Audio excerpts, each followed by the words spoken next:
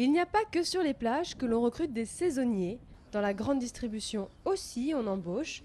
Pour répondre à une demande et une activité plus forte, les effectifs sont souvent multipliés par 2. Nous sommes une région très touristique dans le Languedoc-Roussillon et nous qui avons des entrepôts pour le Grand Sud, effectivement, ça représente un surcroît d'activité important. Donc évidemment, on embauche évidemment beaucoup de saisonniers. Des communes comme Agde ou comme le Gros-du-Roi sont des communes très touristiques et qui créent de nombreux emplois et avec une vraie dynamique. Rien que dans la région, 2 nouveaux supermarchés U vont voir le jour, 7 seront agrandis.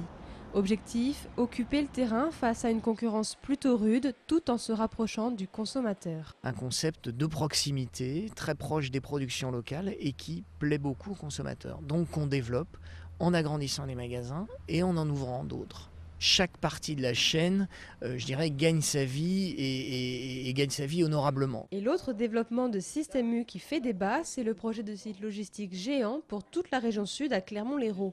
Sur place, les opposants s'organisent.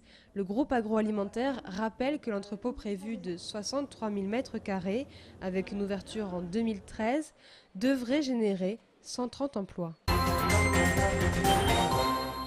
Voyage dans l'univers d'Odilon Redon. Peintre symboliste né en 1840, il préfère croire en ce qu'il ressent.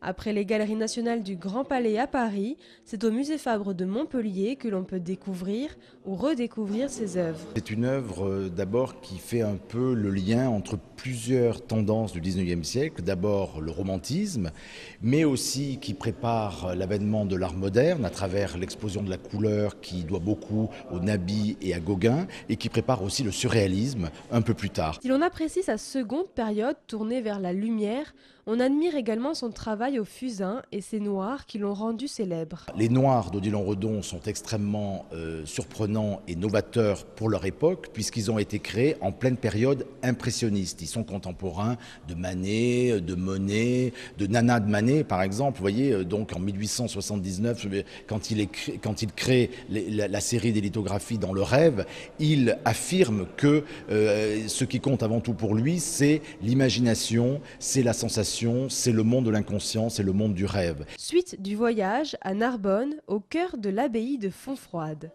Elle est rachetée puis restaurée par Gustave Fayet en 1908. Odilon Redon, grand ami de Fayet, séjourne à plusieurs reprises à Fontfroide.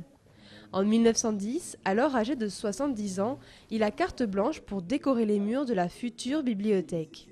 Le jour et la nuit lui permettent une grande liberté dans son art. Il peut, sur une très grande échelle, réaliser un peu la synthèse sublime de toutes ses recherches, de toute sa carrière depuis une quarantaine d'années. D'un côté, dans la nuit, il y a un rappel évident de ses recherches autour des fusains, autour des noirs, qui ont rendu célèbre Odilon Redon, surtout dans les milieux littéraires parisiens, les milieux symbolistes aux alentours des années 1880-1890. Et de l'autre côté, c'est un hommage à la lumière, un hommage surtout à Delacroix, qu'il n'a cessé d'admirer à travers cette thématique du char d'Apollon, qui est un peu le triomphe de la poésie, le triomphe de l'art et le triomphe bien sûr de la couleur. Odilon Redon figure comme l'un des initiateurs de l'art moderne et marque profondément la génération symboliste, puis celle des fauves avec ses couleurs chatoyantes. Le jour et la nuit sont la synthèse de l'œuvre de Redon, un voyage de l'ombre à la lumière, à découvrir du 7 juillet au 16 octobre prochain au Musée Fabre et à l'abbaye de Fontfroide sous réservation.